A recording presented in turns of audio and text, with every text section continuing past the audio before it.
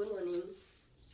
Today I am going to teach about business finance, it also known as finance management. So first we should understand what is the meaning of finance management.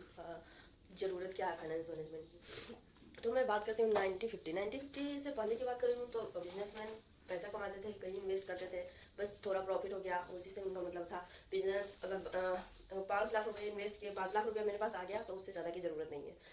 हम profit में है और हमारा business ऐसे ही continuously चलते रहेगा। Investment के बाद का वो लोग सोचते ही नहीं थे।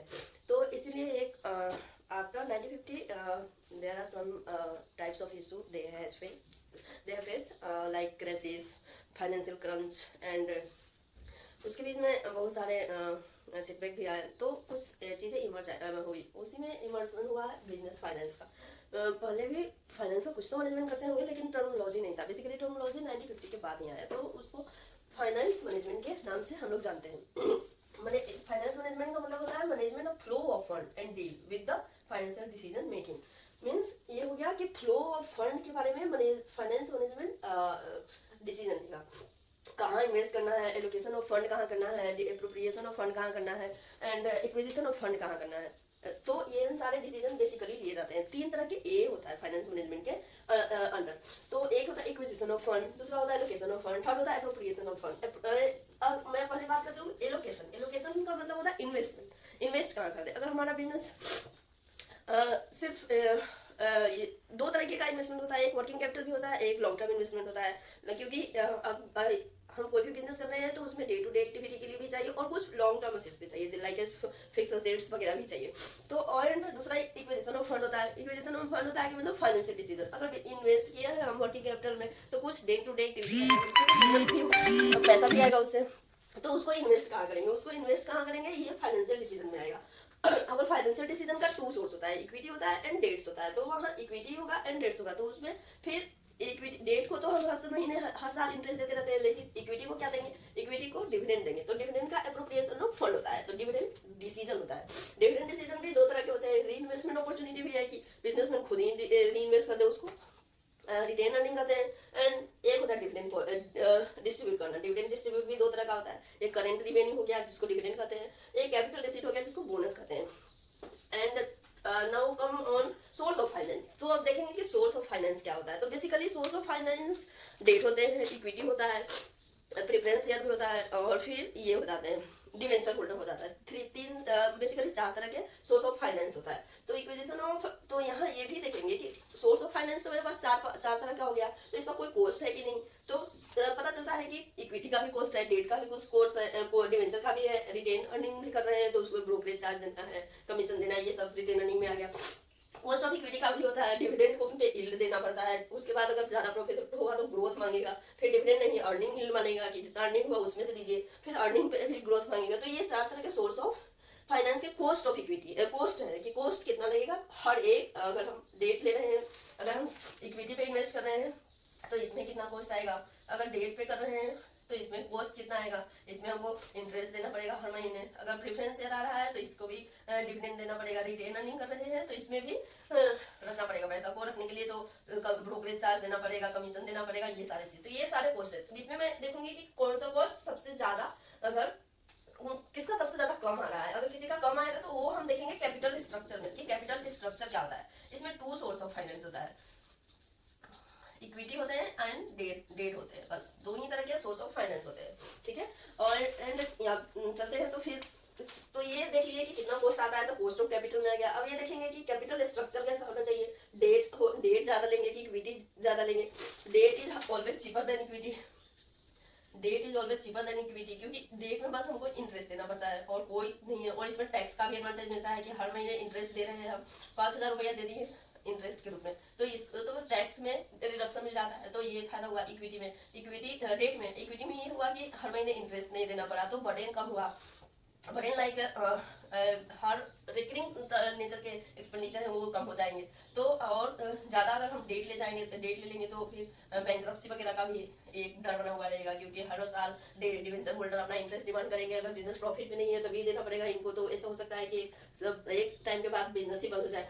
तो इस तरीके का रिस्क डेटर में रहता है, लेकिन इक्विटी में इन तरीके का रिस्क नहीं रहता। इसलिए इक्विटी इज चीपर नहीं है, डेट चीपर है। तो फिर मैं बात कर लेती हूँ कि कैपिटल स्ट्रक्चर। तो कैपिटल स्ट्रक्चर बेसिकली तीन का भी कुछ टाइप होता है, जैसे NI approach, net income approach, net income approach हो गया, फिर NOI net operating invest income, फिर ट्रेडिशनल हो गया, फिर एमएम हो गया। एनआई अप्रोच में होता है कि कैपिटल स्ट्रक्चर मैटर रहता है। Capital structure matter, capital structure matter का मतलब क्या होता है? कैपिटल स्ट्रक्चर मैटर मतलब ये होगा कि हम डेट ले रहे हैं, अगर ज्यादा डेट ले रहे हैं तो ज्यादा डेट लेंगे तो वर्किंग ये कॉस्ट ऑफ कैपिटल हमारा कम हो जाएगा। अगर इक्विटी ज्यादा ले लेंगे तो कॉस्ट ऑफ कैपिटल हमारा पे इफेक्ट पड़ेगा। वो सोचेंगे कि मुझे इतना दे दिए, इतना दे रहे हैं। इस तरीके से कैपिटल स्ट्रक्चर पे फर्क पड़ता है कि वैक, जिसको वैक कहते हैं, वेटेड एवरेज कॉस्ट कुछ कहते हैं, मैं बोल रही हूँ। तो वो कैपिटल स्ट्रक्चर पे फर्क पड़ता है। एंड एनओआई होता है जिसमें कैपिटल स्ट्रक्चर का फर्क नहीं पड़ता है। अगर कैपिटल स्ट्रक्चर हमेशा ऐसे रहेगा। एनओआई का मैं बता देती हूँ कि ऐसे रहता है। अगर मैं यहाँ मान लो कि डेट है ये हमारा, तो हम ये इक्विटी हो गया, तो हम अगर इक्विटी बढ़ा भी रहे हैं फिर भी हमारा ये कॉस्ट ऑफ कैपिटल घट रहा है। डेट तो कांस्टेंट है, डेट अगर डेट बढ़ रहा है तो कोई डेट बढ़ता है तो उतना कोई रिस्क भी नहीं रहता है, क्योंकि इक्विटी वाले को एक शेयर होल्डर की तरह काम करते हैं। तो इसीलिए अगर इक्विटी बढ़ा भी रहे हैं तो हमारा कॉस्ट ऑफ कैपिटल कम हो रहा है, तो इसको कहते हैं कैपिटल स्ट्रक्चर मैटर कर रहा है। एंड एनओआई में होता है कि एनओआई को ऐसे बना देते हैं यहाँ, ऐसे बना। तो एनओआई हुआ कि ये हो गया वैक, कॉस्ट ऑफ कैपिटल, और फिर ये हो गया इक्विटी, इक्विटी हो गया। तो इसमें अगर हम इक्विटी अगर बढ़ भी जा रहा है तो वैक पे कोई फर्क पड़ नहीं रहा है, वैक पे कोई फर्क नहीं पड़ रहा है, पूरे तरीके से कांस्टेंट है। और डेट भी अगर मैं डेट को कांस्टेंट ही रखती हूँ तो डेट को अगर इक्विटी को बढ़ा रहे हैं तो कोई फर्क नहीं पड़ रहा है, तो इसको कहते हैं not capital structure effect. And traditional होता है ये दोनों को ऐड कर देते हैं। दोनों को ऐड करने का मतलब है कि कुछ सर्टेन टाइम तक तो ये लोग सोचेंगे कि इट्स ओके, डेट इक्विटी बढ़ा रहे हो तो कोई मतलब नहीं है, तो यहाँ तक कुछ हमको फायदा मिलेगा। लेकिन उसके बाद ये इक्विटी वाले सोचने लगेंगे कि मुझे रिस्क हो रहा है, डेट वाले भी सोचेंगे कि मुझे रिस्क हो रहा है। इसलिए फिर ट्रेडिशनल एक तरीके का बैलेंसिंग अप्रोच करना पड़ेगा। कुछ देर तक फायदा मिलेगा लेकिन उसके बाद नहीं मिलना शुरू स्टार्ट होगा, तो उसको ट्रेडिशनल अप्रोच करते हैं। एमएम बोलते हैं कि capital structure doesn't matter. It's mean कि आप कितना इक्विटी ले रहे हो, कितना डेट ले रहे हो, उससे कोई फर्क पड़ता नहीं है। बिकॉज अगर हम यहाँ डेट ज्यादा ले रहे हैं तो इक्विटी कम ले रहे हैं तो यहाँ से निकालेगा, आर्बिट्रेज हो जाएगा। आर्बिट्रेज का मतलब ये हुआ कि इक्विटी वाला यहाँ से पैसा निकालेगा, डेट में डाल देगा। फिर इस तरीके से वो अगर डेट अगर ज्यादा ले रहे हैं तो डेट वाला यहाँ पैसा लेगा, अलग डाल देगा, तो वो आर्बिट्रेज हो जाएगा। आर्बिट्रेज का मतलब होता है कि बैलेंस हो जाएगा। एक जगह कोई ज्यादा प्रॉफिट कमा रहा है तो सारा चाहेगा कि हम वहाँ ही अपना इन्वेस्टमेंट करें, सो डेट हम मुझे भी काफी प्रॉफिट मिले। तो ये हो गया बैलेंसिंग अप्रोच, एमएम जो कहते हैं। तो ये मेथड तीन तरीके का बेसिकली मेथड है कैपिटल स्ट्रक्चर का। कैपिटल स्ट्रक्चर हो गया, लीवरेज हो गया।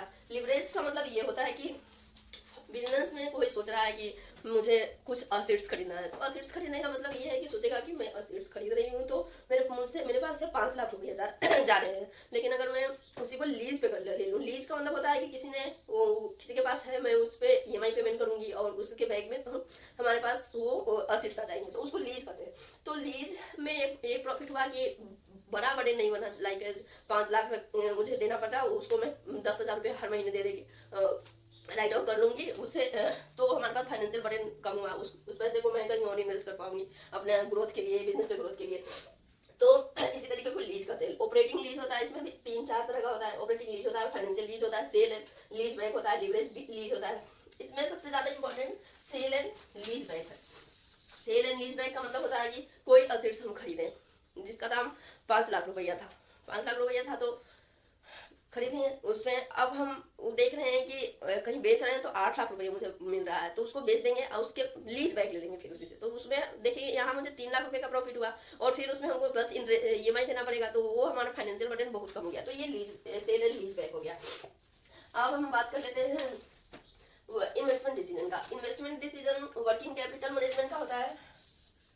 वर्किंग कैपिटल मैनेजमेंट होता है कि वर्किंग कैपिटल हमारा बिजनेस किस तरीके का है, डे टू डे कितना अमाउंट पे वो डील करता है। वर्किंग कैपिटल मुझे ज़्यादा लगाना पड़ता है या कम लगाना पड़ता है, कितना ऑर्डर करूँ, तो इसके लिए बहुत कुछ मेथड है, लाइक EOQ है, बर्नौली है, इसी तरीके का कुछ और भी 4-5 है, मैं भूल रही हूँ, और इसी तरीके से 4-5 और है वर्किंग कैपिटल में। और कैपिटल बजटिंग का क्या मतलब है, ये नया क्या आ गया कैपिटल बजटिंग।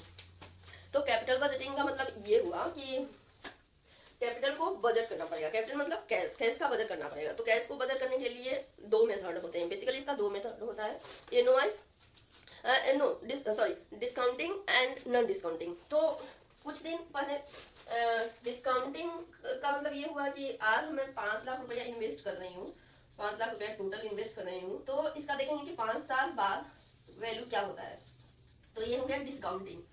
और नॉन डिस्काउंटिंग क्या हो गया कि 5 लाख रुपया इन्वेस्ट किए 5 साल के बाद, तो ये 1-1 लाख रुपया हर महीने आ जाएगा, तो ये हमारा प्रॉफिट हो गया।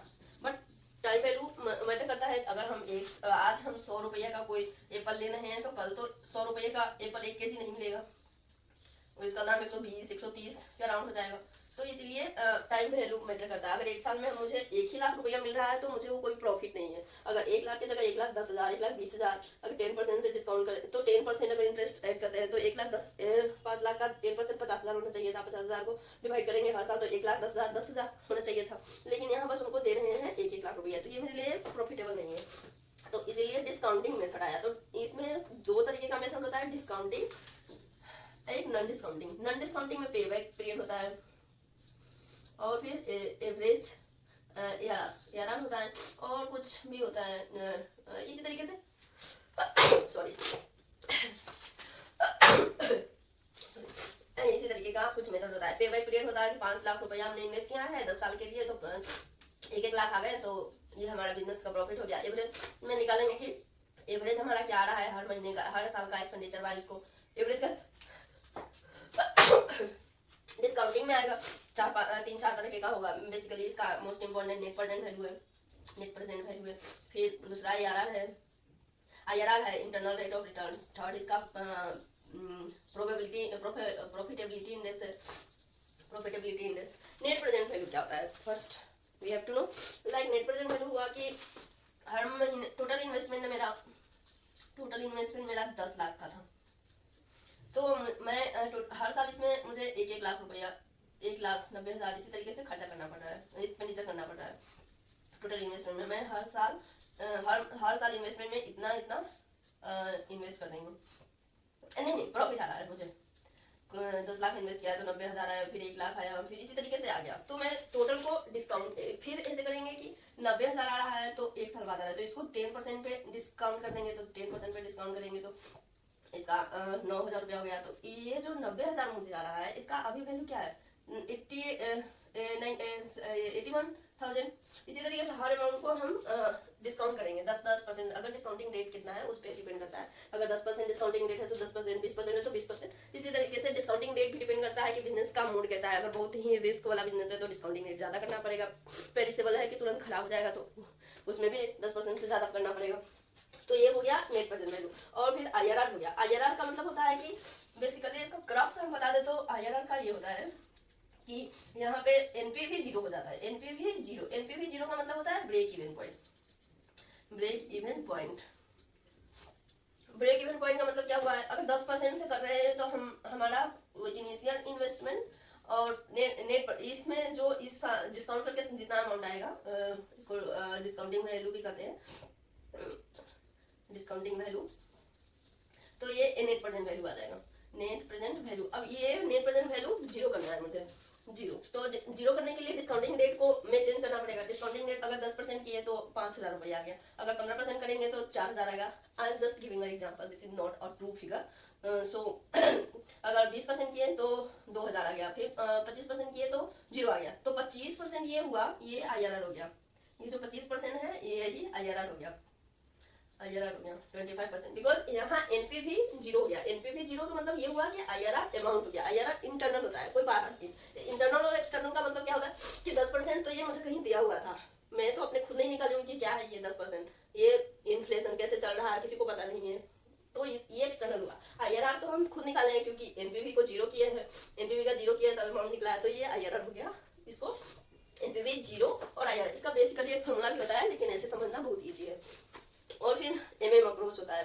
इसमें प्रॉफिटेबिलिटी इंडेक्स में कुछ नहीं है। Initial investment by discounting rate को, ये रेशियो के फॉर्म में होता है, इसको प्रॉफिटेबिलिटी इंडेक्स कहते हैं। तो मैं कोशिश की हूँ कि थोड़ा ये कॉन्सेप्ट को समझा देने की।